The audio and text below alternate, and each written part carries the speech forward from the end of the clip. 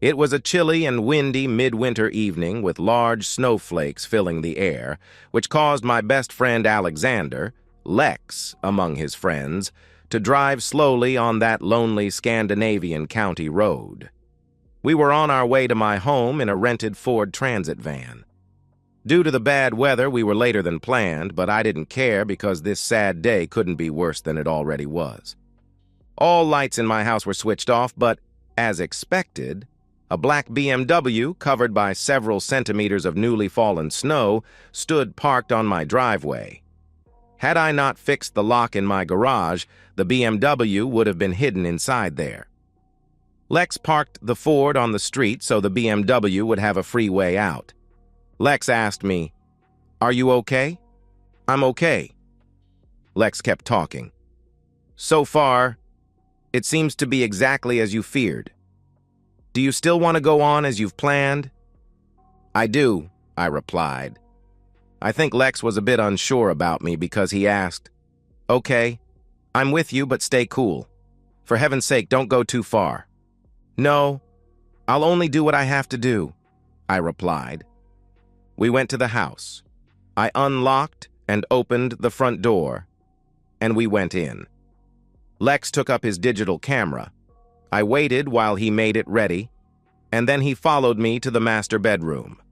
No reaction from the room when I slowly opened the door. Then I switched on the light and rushed to the bed, dragged off the comforter, and just as expected, we saw two naked people sleeping there. One of them was my common-law wife, Annalena, and the other was Samuel Albertson, an accountant working with her and usually known by his nickname, Jerk Albertson. Annalena began screaming when I dragged Albertson off the bed and hit him hard several times in his belly with my right fist before giving him a hard kick between his legs so he fell to the floor.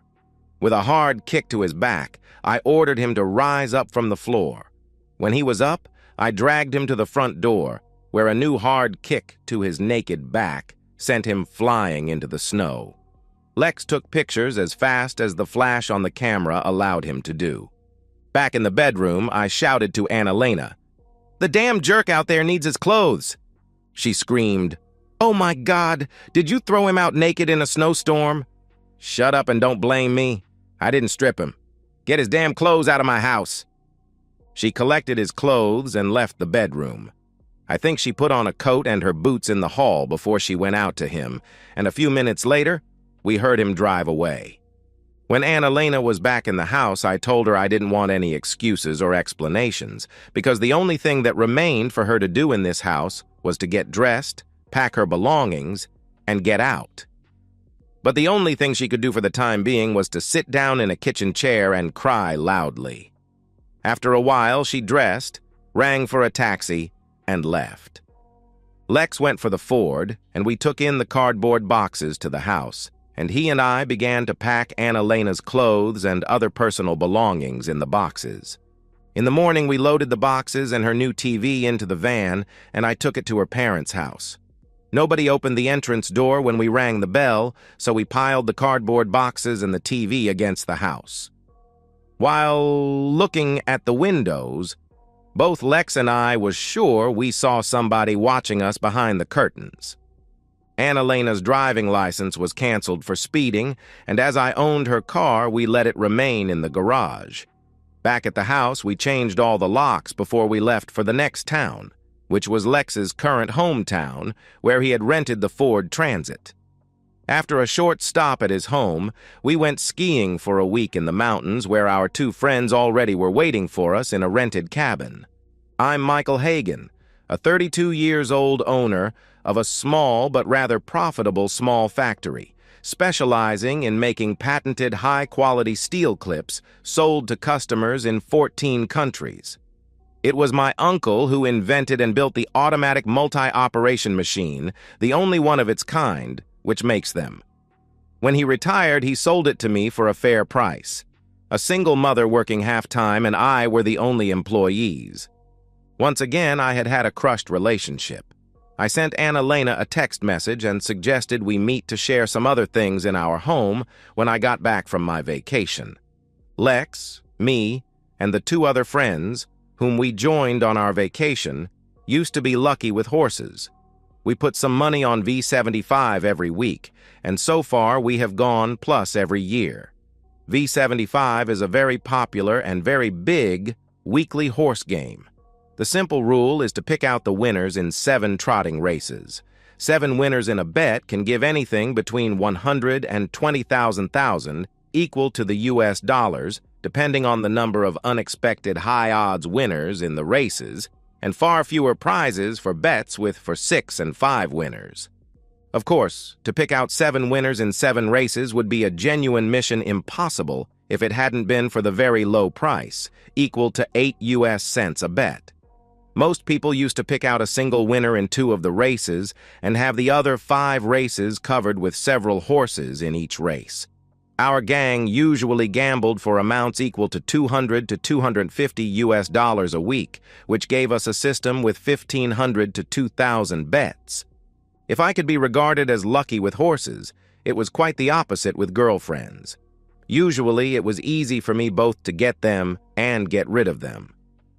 Sana, the girl before Annalena, was a real beauty, tall, slim, and naturally blonde, but unfortunately, she fit into the description, stupid blonde. Many guys in town regarded me as a fool when I dumped her, but I found it impossible to be with a woman who never did anything at all at home and spent everything she earned on clothes, hair, and makeup equipment.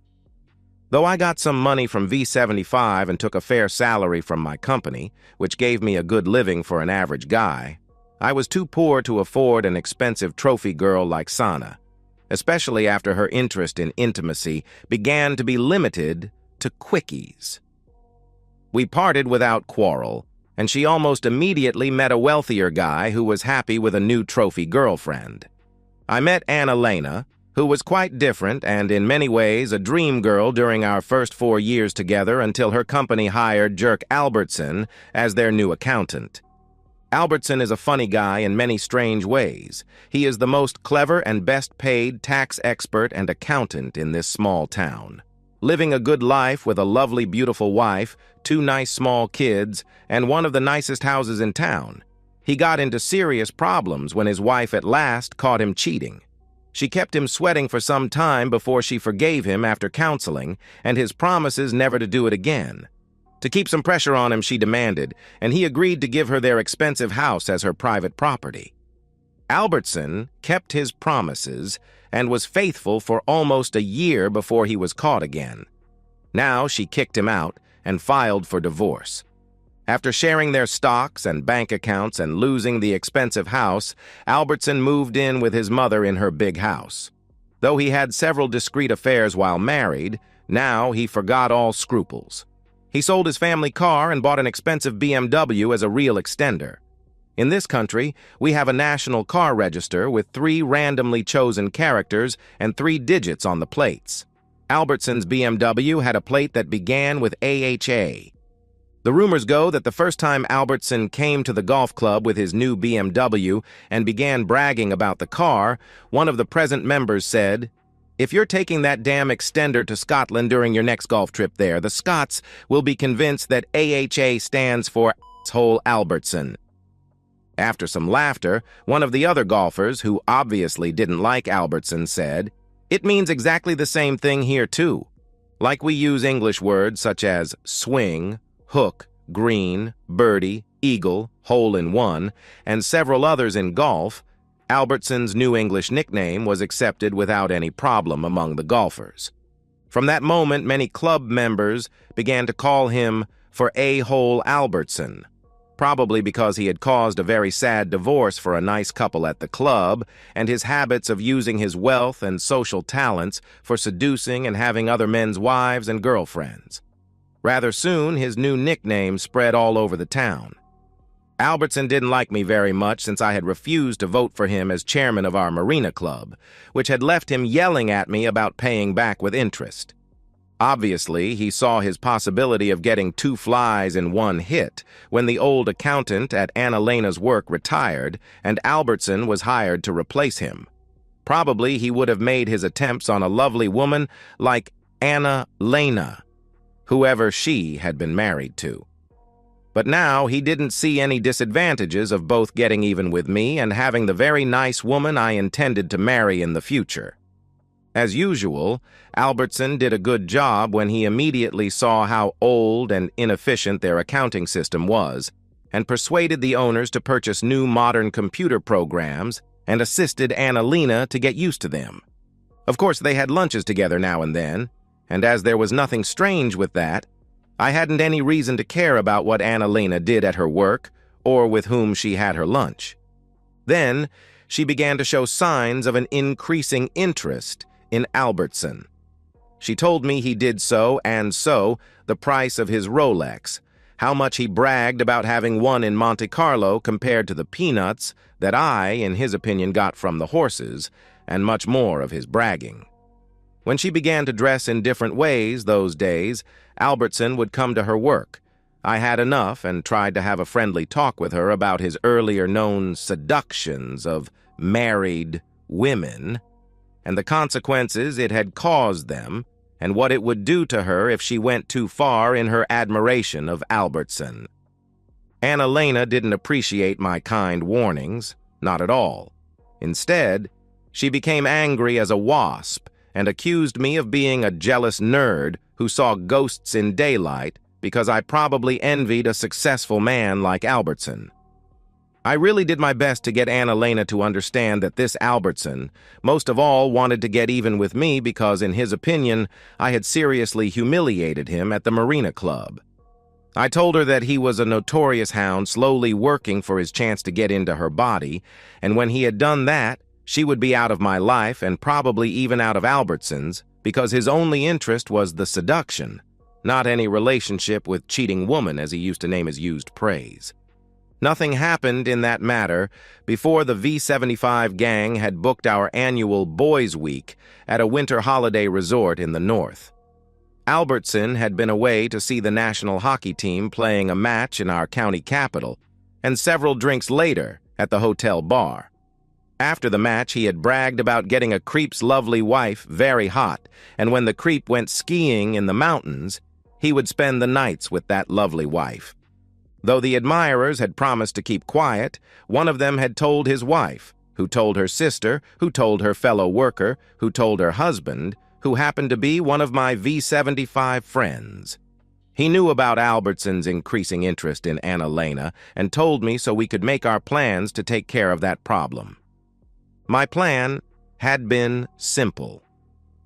Before going on vacation, I fixed the garage doors so they could not be opened from any side, so Albertson had to park his BMW visible on my driveway. On my way to the north, I would make a stop at Lex's house for a couple of days if necessary, while waiting for information from a friend about a black BMW on my driveway. We had rented a Ford Transit and bought cardboard boxes and been ready to go when we got the expected message. Lex had taken many pictures during the debacle at my house. Some of them were very good. He was even a very skilled Photoshop user and couldn't resist the temptation to fix Albertson's penis to a very tiny size in the pictures. I sent Annalena a color picture in A4 size of her and Albertson naked in the bed after I dragged away the comforter. I wrote on the backside, "Hopefully this picture of you and the man in your dreams can replace the wedding picture I never got a chance to get taken and give you." I have never pretended to be a nice guy and a jolly good fellow because it's okay for me to be an average man with some shortcomings and some advantages. A short time after my debacle with Albertson, I managed to hear the whispers behind my back that said, "There goes the wimp who got his girlfriend messed by a-hole Albertson." The rumors say that my friends had felt sorry for me, worried for my health, and had decided that Albertson needed a real lesson. Obviously, they knew that most color printer leaves a small invisible ID on the picture that can be traced, so some of them bought a stolen printer during their visit to the Capitol. Then some of them had written and printed a leaflet with a picture of Albertson naked in the snow with Albertson's accounting company's logo type with phone and fax numbers. Over the picture was a text, "New extended service." Under the picture, they had written, "As a real Nordic Viking, I proudly want to announce that I will be serving your female employees with all kinds of male adult services for personal pleasure. References on request."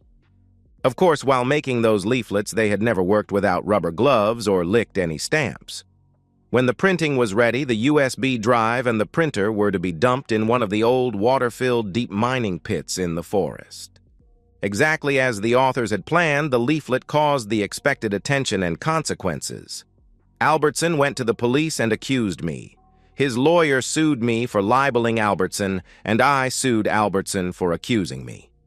Both Anna-Lena and her father rang me. She only cried, and he threatened to beat me.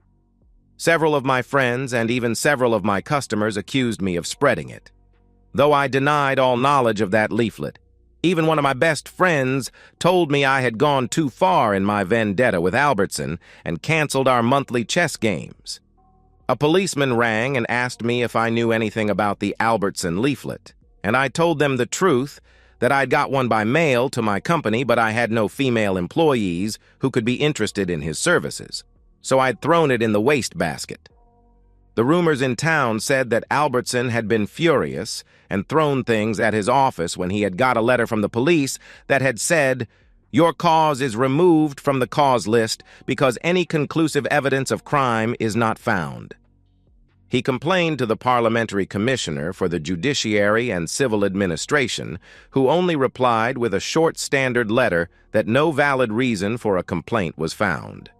Once again, Albertson had been loudly screaming and swearing about our legal system. The gossip said that Albertson had sworn to pay back with interest, so I had hired a security company to keep an eye on my properties, and one of their night patrols had succeeded in catching a man throwing a stone in a window.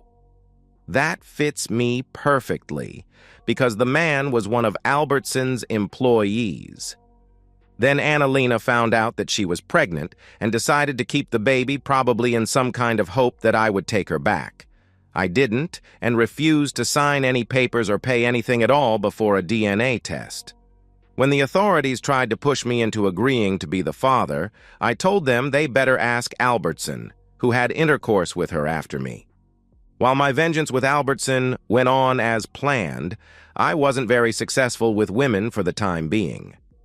At the age of 32, the number of available single women of the right ages was a bit limited in my small Scandinavian town.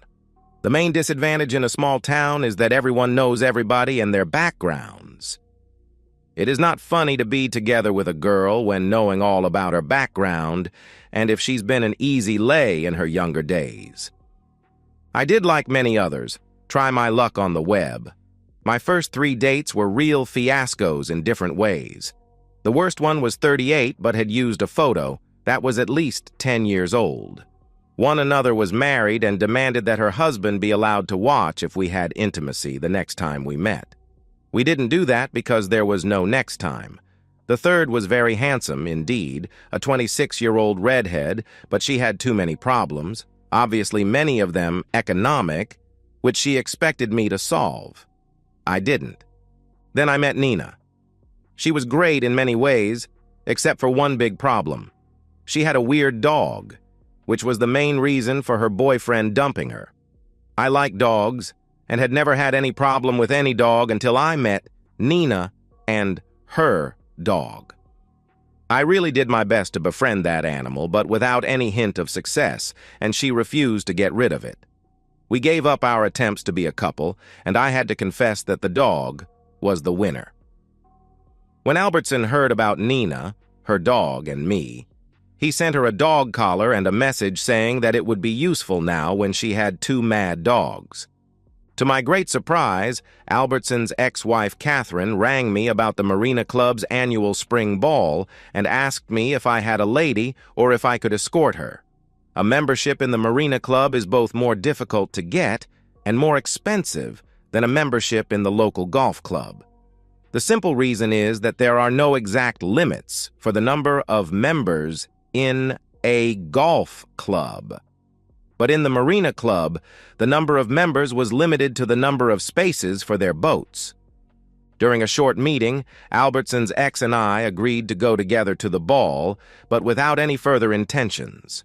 The simple reason why I once had not voted for Albertson as chairman was that before he was elected, he had accepted bribes for giving memberships to some of his cohorts, though the waiting list for a membership was several years. Exactly as expected, the ball was a great event, with many photos in our local newspaper. One big color photo of Catherine and me outside the ballroom caused much gossip in town. Albertson wasn't looking very happy when he found out whom I was escorting. One sunny day, something happened that gave us local single men a great challenge. Erica Peterson, a very beautiful, easygoing 28-year-old nurse who had been living in the country capital since she went to the nurse school 10 years ago, had gotten a job, met her husband, and settled down there. Her happiness had lasted until the day when she had forgotten something at home and went there and found her husband with his 22-year-old secretary in their marital bed. She divorced him, and now she was back in our town again with her 2-year-old son. Her brother and I had been classmates at the school, so I knew him rather well, and when Erica and her brother met me at the supermarket's cafeteria, we had a pleasant small talk. Erica's brother joked that we two divorcees ought to have a date.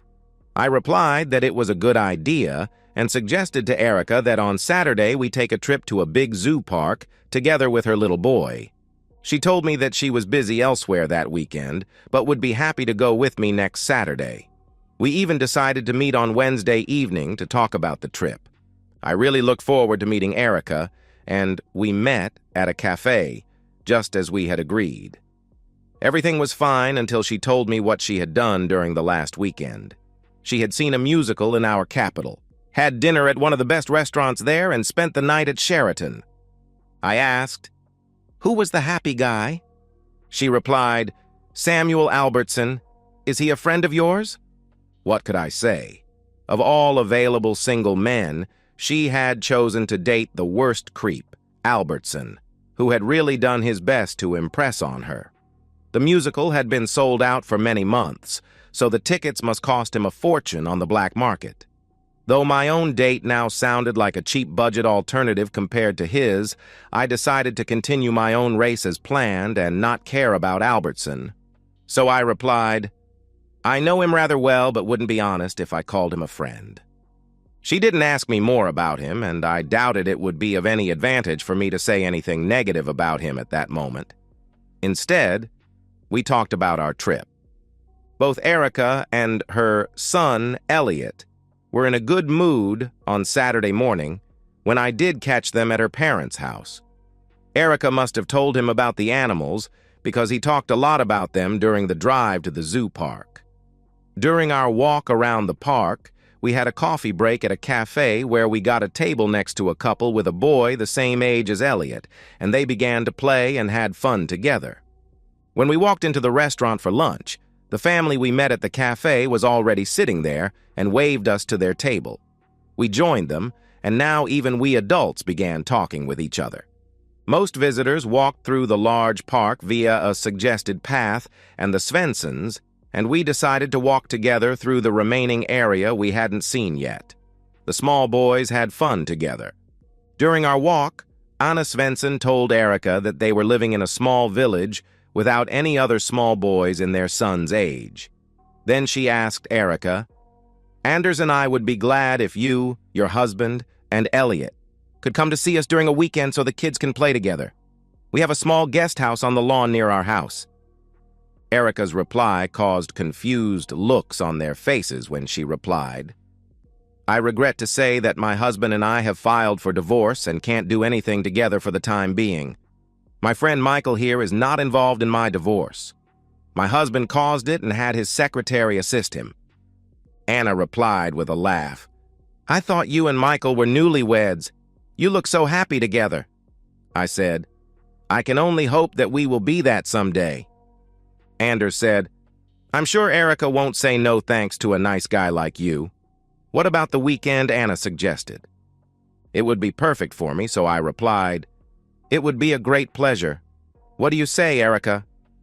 She smiled and said, "Many thanks for your kind invitation. Of course, we will accept it. One more weekend booked with Erica. The family theme was okay for me. During our drive back, we agreed that Anna, Anders, and Emil were a nice family, and both of us expected it to be a pleasant weekend. Then Erica told me that Samuel had invited her to go with him to Manchester in England to see a football match with Manchester United and for some shopping, and she had accepted. Albertson and some friends of his had rented a private plane because one of his friends who had the flight certificate needed flight time. I didn't comment on that. Albertson didn't save any effort to outshine me in this competition, which would not be difficult even with their second date. Of course, what was a barbecue with friends and a night in a small guest house in a small village, compared with a flight on a private plane to England and a high-class hotel there? Albertson was sure that he could impress Erica and win her with his expensive dates, but I think that she feels much more comfortable together with Elliot, our new friends, and me. When we planned our date, Erica and I even agreed to have dinner at my house when we were back in our hometown. I had prepared most of the food in advance and did the rest of the cooking while Erica got Elliot ready for the night. The dinner was rather romantic, with good wine, candlelight, and soft music. We talked about many things, except Albertson, until Erica said, "I hope you will understand that intimacy is out of the question for me until my divorce is final. Samuel and I had a little quarrel about it when I refused to share a room with him during the last weekend, but I'm sure he knows better for our next date." "I understand," I replied. "I'm sure you do. It was so sweet of you to tell Anna that you wanted to be newlywed with me." "That's true. There's something very special about you." "I'm only a divorcee with a kid?" she asked. "Elliot is a great kid and he has a great mom. I really like both of you. Your ex must have been crazy when he messed up with you." "Elliot likes you too. I'm glad for that," she answered. "Glad to hear that. And I would be twice as glad if even his pretty mom would like me." "Of course I do. Very much indeed."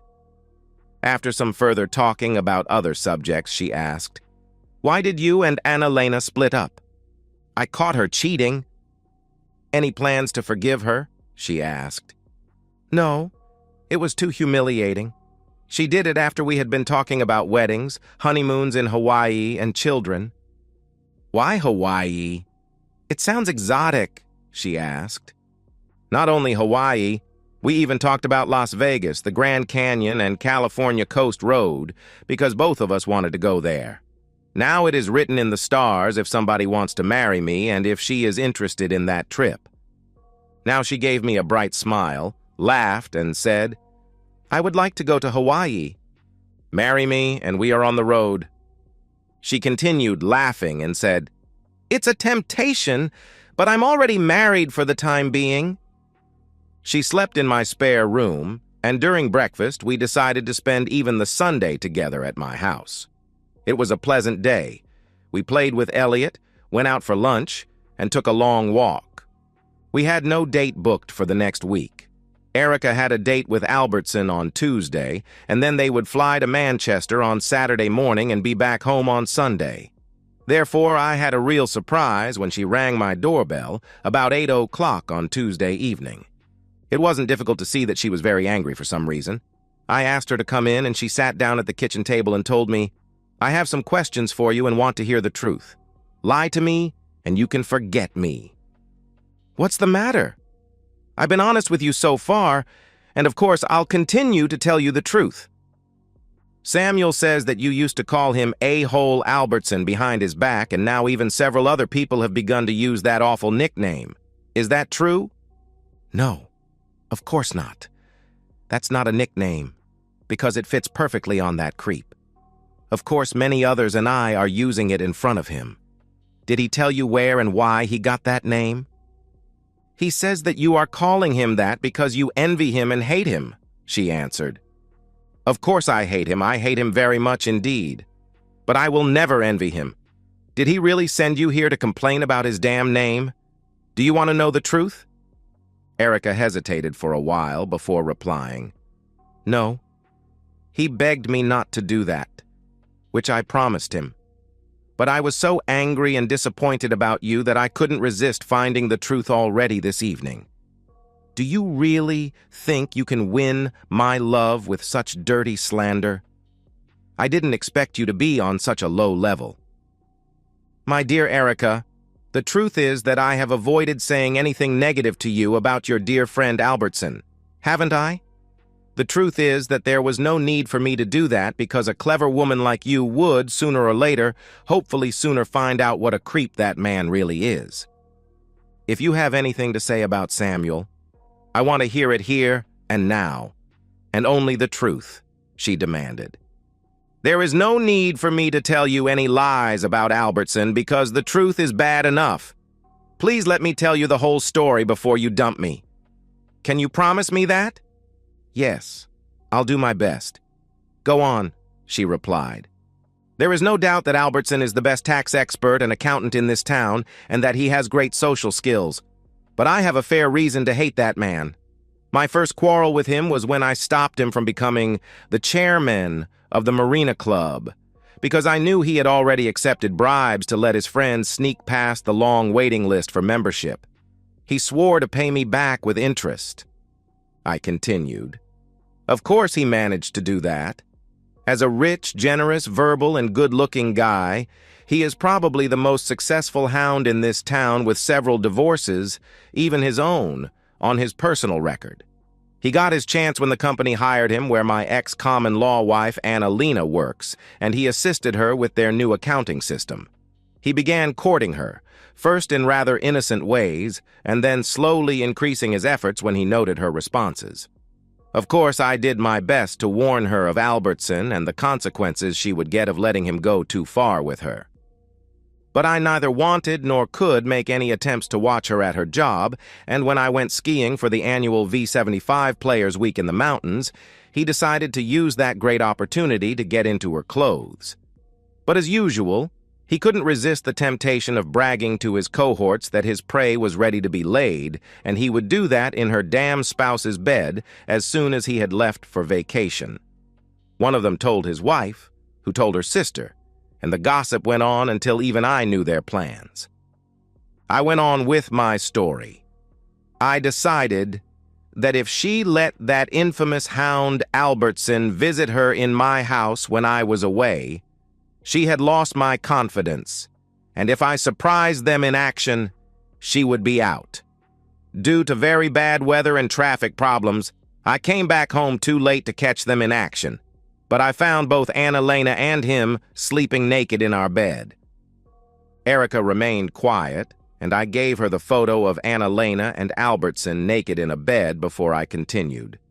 That was the end for Annalena's and my relationship, and, as usual, Albertson didn't give a stuff about Annalena after I dumped her. By the way, his pet name or nickname comes from the license plate on his BMW, which begins with AITA, and it was a member at the golf club who gave him that name after Albertson had caused a very tragic divorce for a nice couple there. Looking her straight in the eyes, I continued. I wouldn't be surprised if Albertson even whined about me and his ex-wife Charlotte, since it is true that we went together to the Marina Club spring ball, but it was totally innocent, and she asked me to escort her because the ball is for members and their spouses only, and I don't have a spouse and she is not a member, so it was simply a practical solution. I said, I have one more serious thing left to tell you about Annalena, Albertson, and me. She is pregnant, and I believe that Albertson is the father, but it will be a case for DNA testing. Now I remained silent, and Erica asked me, Did you tell me the truth? Yes, I told you the truth. If you don't believe me, ask people in town. Why haven't you told me anything before? She asked. Because I hope to have enough with my own advantages to win your love. That's why I chose to date you in simple ways, which gave us a fair chance to really know each other before we went further. Albertson preferred to date you in a different manner, and it is up to you to decide whom you prefer over the other, or if you don't like any of us after what I told you. I can tell you that I had much more fun during the date with you. and I really look forward to the family weekend with Anna and Anders." "So, I'm not dumped yet?" I asked. "Obviously not. I really hope you didn't lie to me." "No, I didn't. By the way, you never told me why Albertson began whining about his pet name." "We had tea and shrimp sandwiches at the small restaurant beside the bank when two couples came in there, and one of the women almost yelled with a loud voice, 'There is Albertson seducing some poor bastard's silly wife.' Dear woman, skip that damn jerk before it's too late for you." Erica said that several of the other guests had laughed loudly, but Albertson had not dared to say a word before the couples were seated at the other end of the restaurant. Then he had begun to accuse me of creating his nickname and spreading nasty lies about him. Erica left, and to my surprise, she was back at my house on Thursday and told me that she had asked a lot of people about Albertson, even his ex-wife, and all of them had confirmed what I had told her. Albertson had told her that the other guys had refused to take a woman with them on a football trip, so he canceled their date, and he hadn't been too sorry because he sold her seat on the plane and the match ticket for a high price to one of his friends. Erica told me that Elliot was with his dad that weekend and asked if she could spend the weekend with me at my house. Of course, I agreed, and even offered to take her to a nice hotel somewhere, but Erica said she preferred a lazy weekend at home.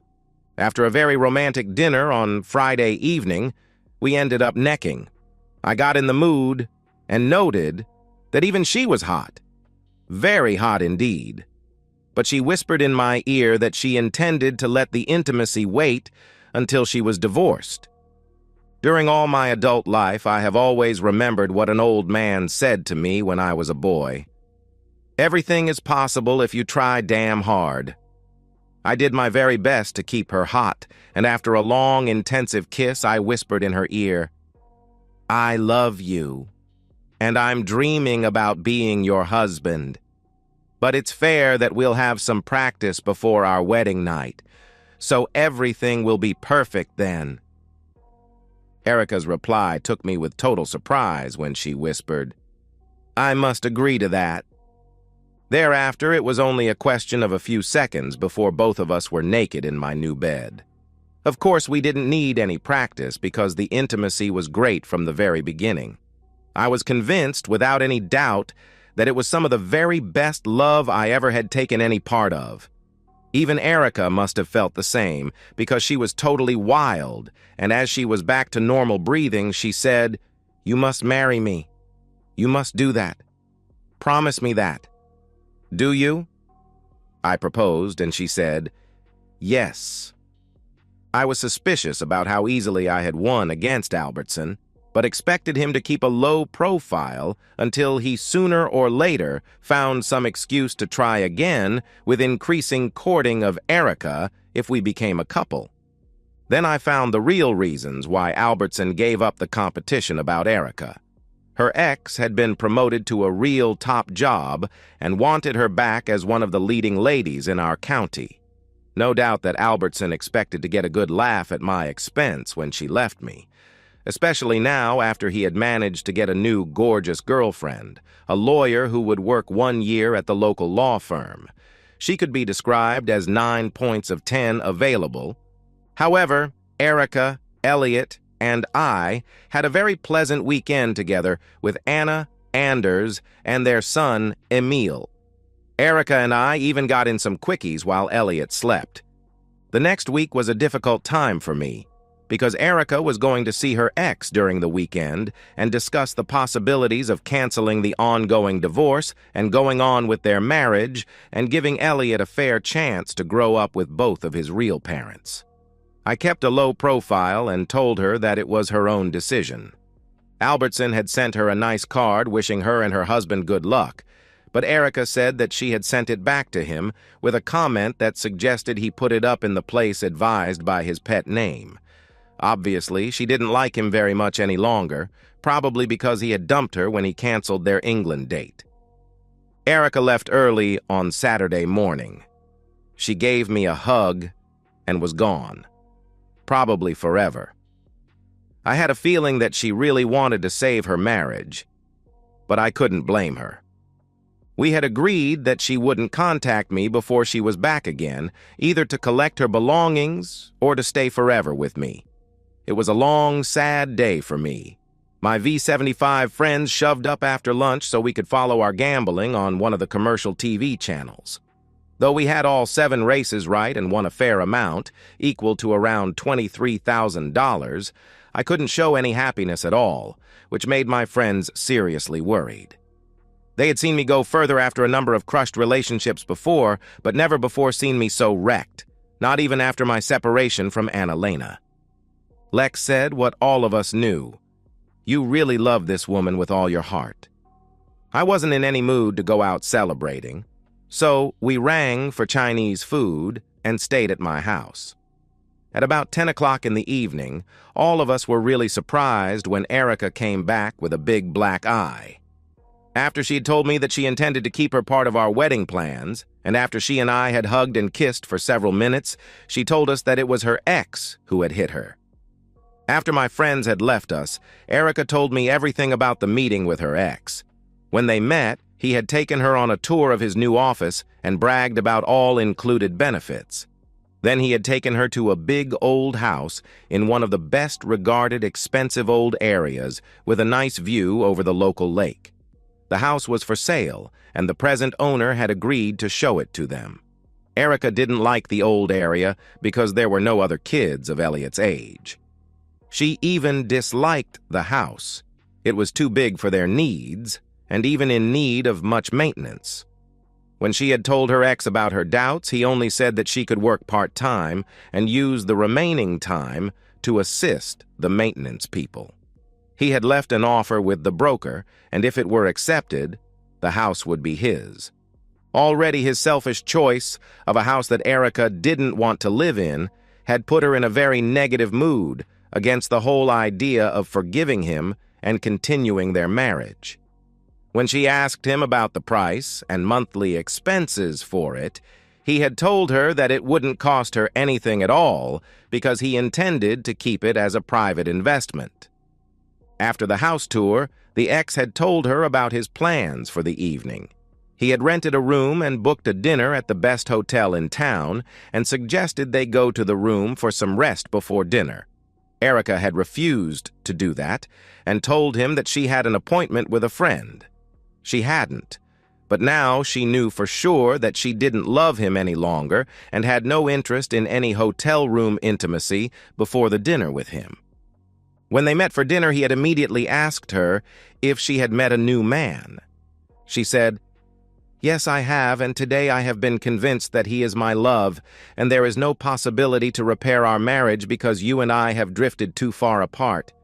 Let's be happy for all the good times we had together, part as friends, and go forward in our new lives." He hadn't agreed. Obviously, he had been drinking too much before the dinner, and now he showed his very bad temper and began to call her names in a loud voice. When she had left the table, he had followed her to the parking lot where he hit her, but was interrupted by a man who had seen it and rushed to her assistance.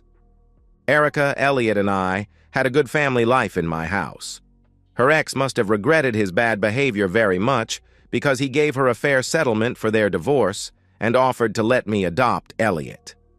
Erica and he agreed about their divorce, and then Erica, he, and I met, and all 3 of us agreed that Erica and Elliot living as a family with me would be the best solution for Elliot.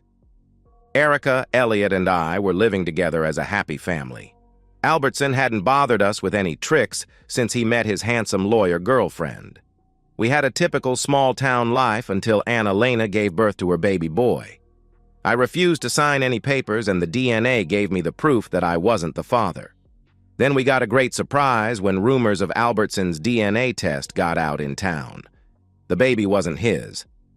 After a while, the social welfare authorities got Annalena to confess a short affair with a married fellow worker, whose wife took their 2 children and immediately left him.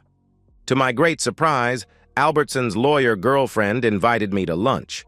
She was a really classy and bright-minded lady. After some polite small talk, she went straight to her errand and told me that she had canceled Albertson's case against me, So it was up to me if I would drop my case against him, which I promised her to do.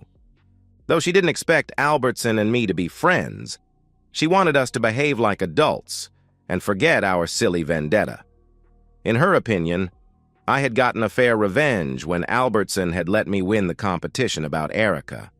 I told her, he aimed higher, and I can hardly believe he feels like a loser.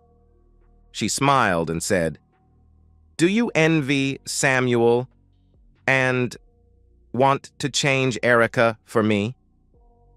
I replied with a smile, "I admire you, but must say, no thanks, because I really love Erica." She promised me that Albertson would keep his mouth shut about Annalena's baby. I had to agree with her that in some strange way, he had done me a favor when Annalena's earlier cheating was brought out to my knowledge. We parted with a hug, and it was a great benefit for all of us to have put a stop to the vendetta between Albertson and me. During a vacation at the Spanish island Gran Canaria, together with our very good friends, the Svensson family, whom we met during our first date at the zoo, Erica and I married at the Scandinavian church in San Agustin. After a number of failures, I had gotten a loving wife. And so, we've reached the end of today's story. Was it what you expected, or did it take a twist you didn't see coming? I'm curious to hear your thoughts. Share them in the comments below, and let's get a conversation going. If this story kept you hooked, make sure to hit that like button. And if you're new here or just haven't subscribed yet, now's the perfect time to join our community.